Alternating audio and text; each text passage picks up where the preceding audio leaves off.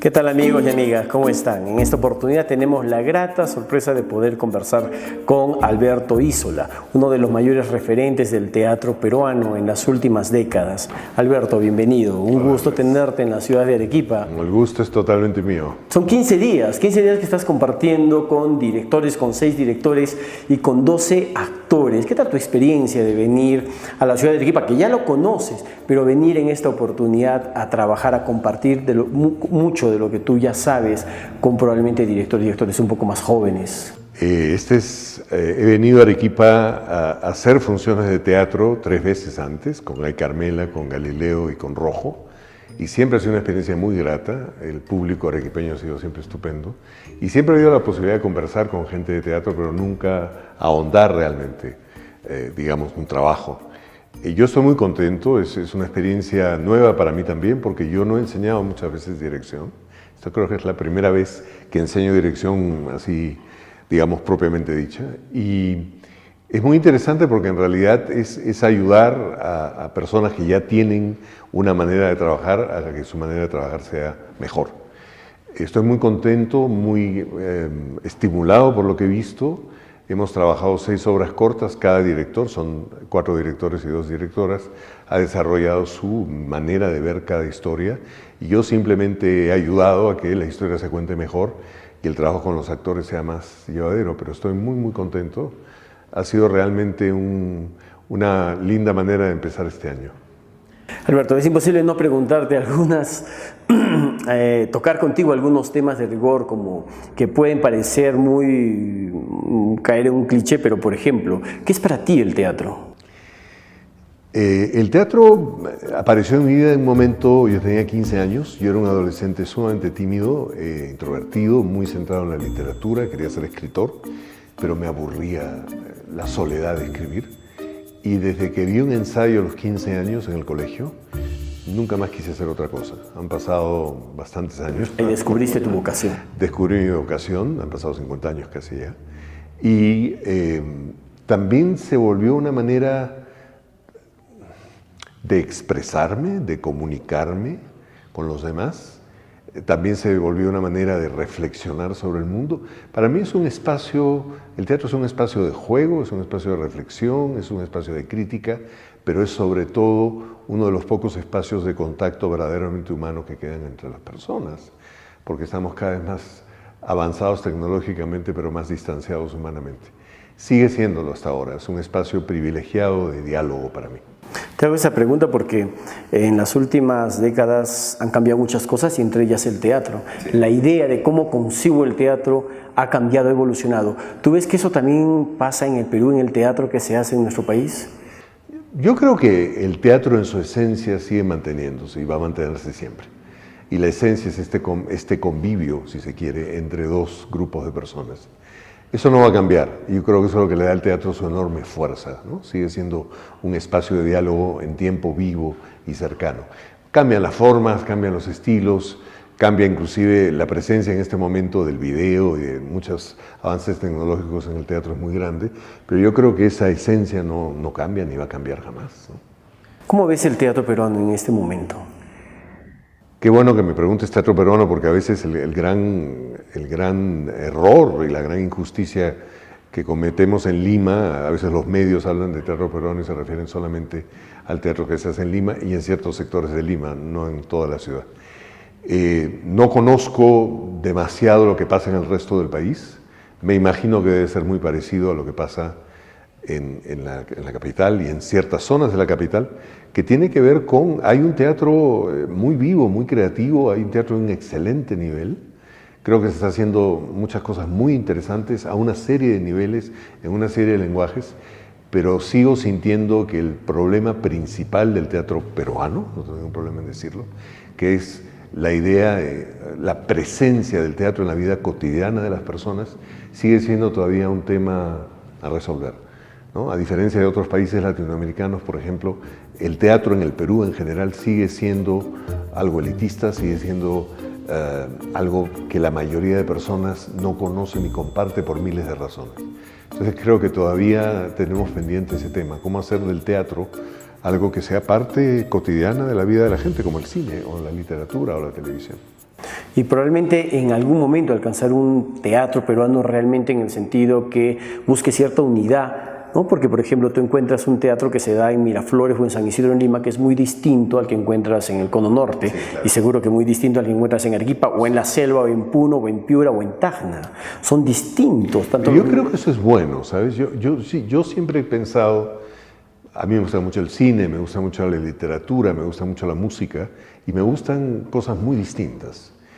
Yo creo que hay que fomentar, por un lado, los distintos lenguajes. Lo que creo que también hay que fomentar es el diálogo, ¿no? A mí me gustaría que hubiera todo tipo de teatro. La única condición, no lo digo yo, lo decían los viejos maestros, la única condición para el teatro es que deba ser bueno. Pero me gustaría que hubiera más diálogo. Creo que en general hay muy poco diálogo, inclusive dentro del mundo del teatro de la capital, ¿no? Y también oportunidades, ¿no? La gente que quiera hacer teatro, que tenga la oportunidad de hacer teatro en cualquier parte del país, y el espectador que quiera ver teatro tenga la oportunidad, algo que probablemente no pasa en muchas ciudades de nuestro país. Alberto, en muchas de las entrevistas que te hemos visto, tú siempre haces referencia a tu ascendencia italiana. ¿De qué manera te marca a ti el tener esta ascendencia, como a todos probablemente al tener una biografía, pero tú crees que esto te da a ti una mirada especial o diferente sobre lo que haces? No sé si, puede ser, pero a ver, siempre hay tantos clichés sobre los italianos, y todos los clichés tienen algo de verdad. Yo vengo de una familia de genoveses. Los genoveses son unos italianos bastante particulares. Cristóbal Colón era genovese, ¿no? Los genoveses tienen fama de ser muy trabajadores, de ser aventureros, de ser muy tacaños también, cosa que yo no heredé. Pero esta especie yo he heredado de mis antepasados genoveses sobre todo una vocación de trabajo muy fuerte. Yo soy una persona que trabaja muchísimo, demasiado, quizás, y eso me viene de ellos. Pero de mi abuela paterna vienen muchas cosas. Viene el amor por la música, la ópera, no solo la ópera, mi gran pasión por la música, que creo yo inclusive es mi gran amor por encima inclusive del teatro. Por la literatura, por la buena comida, por supuesto, y también por una actitud solidaria, ¿no? Los italianos, mis bisabuelos, llegaron al Perú literalmente con una mano delante y una mano detrás, y crecieron y vivieron en la solidaridad.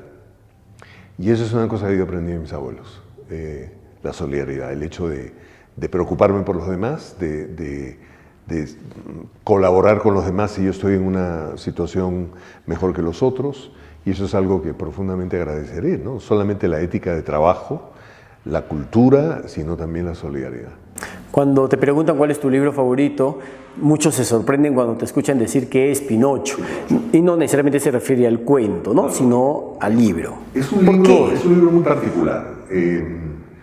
Como muchas cosas que adaptó Walt Disney, Alicia es otro, ¿no? Alicia en el País de las Maravillas, no es un libro para niños, es un libro muy misterioso, es un libro que aparentemente es un cuento sobre este muñeco, pero en realidad es un libro sobre lo que significa ser padre, lo que significa ser hijo y lo que significa crecer. Cuando hice Hamlet en el 2001 y me preguntaron qué iba a hacer, dije voy a hacer Pinocho, porque después de hacer Hamlet hay que hacer Pinocho, y la gente se reía. Entonces les expliqué eso, ¿no? Es un libro iniciático en el sentido más completo de la palabra, es un libro misterioso, es un libro mucho más oscuro de lo que parece, y además fue el primer libro que me regaló mi abuela. Entonces es un libro que para mí significa muchas cosas. Hablemos un poco ya del campo de la actuación y dirección. ¿Cómo es que tú te aproximas a una obra de teatro desde la perspectiva de director? Nunca... Bueno, de repente es una situación afortunada, nunca he dirigido nada por encargo.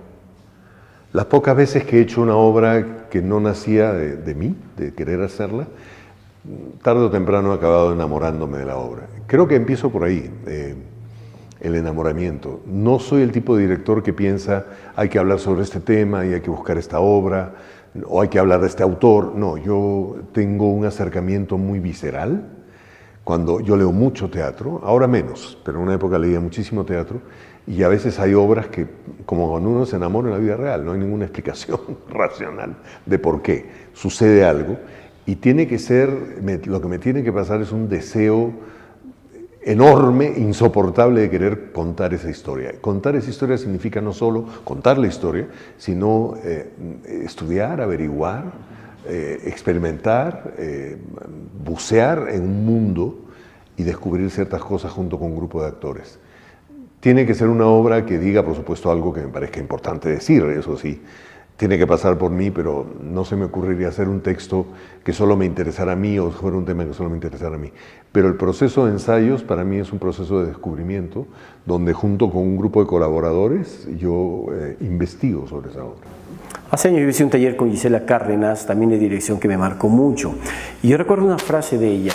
Ella me dijo una vez que hacer una obra de teatro, desde el punto de vista del director, era como sustentar una tesis. Era lo que tú creías que pasaba ahí y lo importante era que tú lo llegues a sostener con cosas que se veían. Sí, ella lo expresa quizás de una manera más académica, pero la conozco muy bien y sé que ella también es una directora profundamente apasionada, pero sí, yo creo que es evidentemente en lo que dice Anne Bogart, que ha sido maestra además de Gisela, ¿no?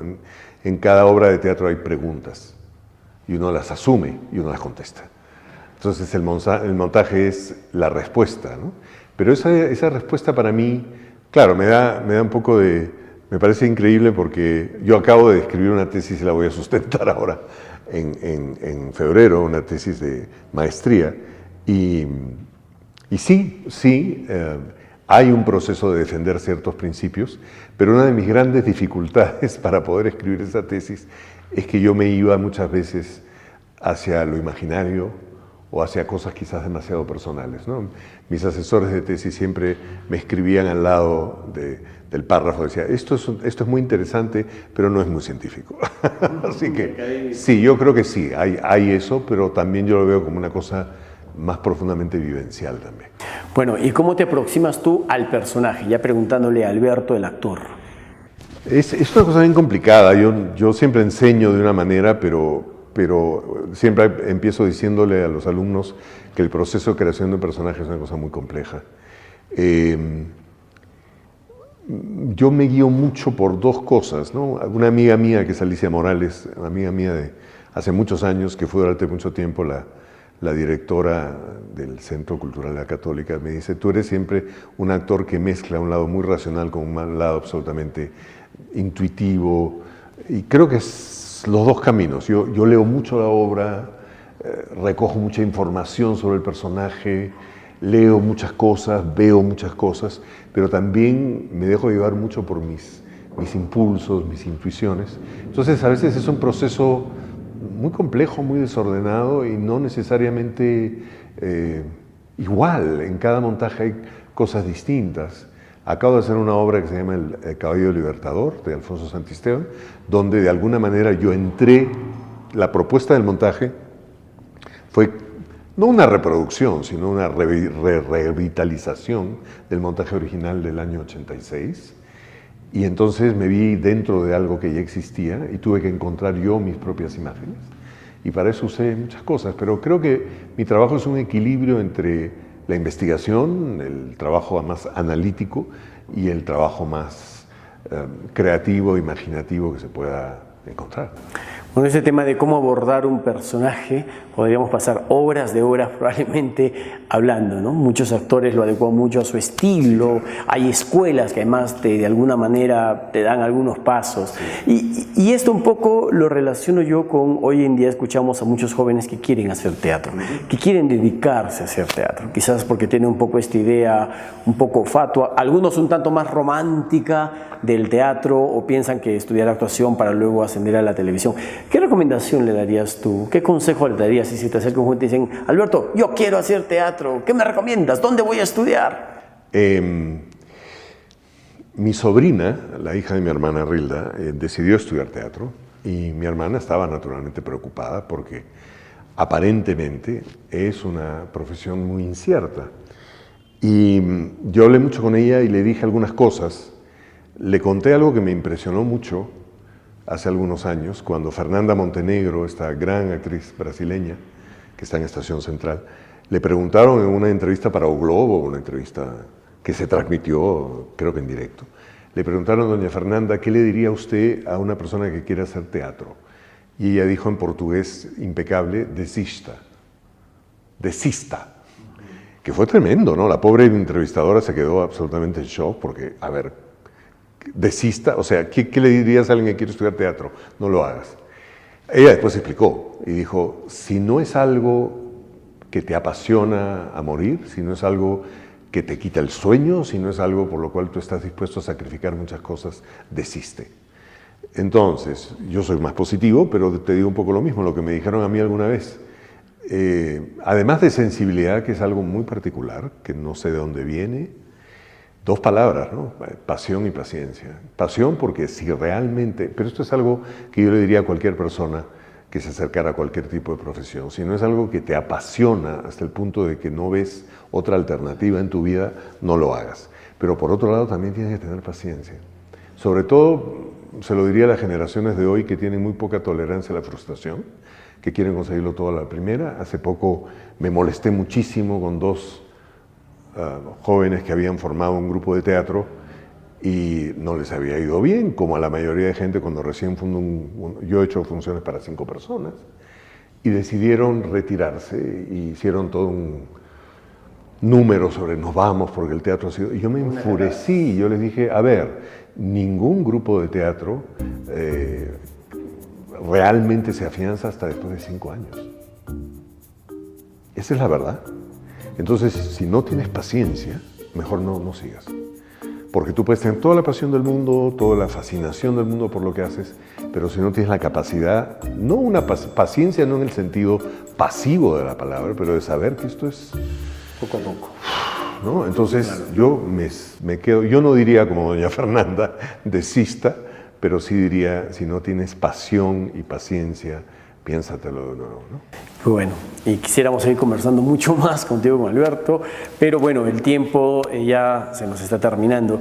Pero en todo caso, sí recomendar a todos los jóvenes, no, personas de todas las edades, que se aproximen al teatro. Claro. Creo que eso es muy bueno, tanto a nivel de talleres que quieran conocer, pero también ir a ver teatro. Finalmente, una recomendación que tú le darías a todos los amigos, sobre todo al público joven, que son los que fundamentalmente van a ver esta entrevista. Yo creo que lo más importante es seguir lo que uno realmente quiere hacer. Eso es lo más importante, pero saber que ese camino de seguir lo que uno quiere hacer siempre está lleno de obstáculos, de dificultades, que vas a encontrar más dificultades que otras cosas y que una de las cosas que tienes que hacer es mantener viva y robusta tu fe. Creo que eso es bien importante. Para mí la fe es algo muy importante. Y la otra cosa es que yo pienso que toda persona debería hacer arte. Yo creo que las artes deberían estar al alcance de cualquier persona. Algunos se dedicarán a ser actores profesionales, por ejemplo, y otras personas simplemente pasarán por la experiencia de actuar. Pero sigo pensando que las artes deberían ser parte fundamental de la vida de todas las personas. Yo soy un ejemplo. Yo estoy aquí hoy hablándote de teatro porque cuando estaba en cuarto de media, un hermano marianista del Colegio Santa María, Paul Forgach, con quien estuve en contacto hasta que murió hace algunos años, decidió hacer un grupo de teatro y me llamó. Entonces la educación por el arte, por ejemplo, en los colegios, que es el primer curso que se elimina, me parece fundamental. Y yo diría a cualquier persona que haga en todo momento de su vida alguna forma artística, porque la va a hacer indudablemente una mejor persona. El ir al teatro también te hace una mejor persona. Muchas gracias, Alberto. Gracias. Gracias a todos los amigos y bueno, queremos reiterar el agradecimiento al Centro Cultural de las Artes de la Universidad Católica San Pablo por la oportunidad de hacer esta entrevista a Alberto, de igual manera por ser parte de la organización junto con el Centro Cultural Arte Escénica para que Alberto pueda desarrollar este taller para directores y actores. Muchísimas gracias.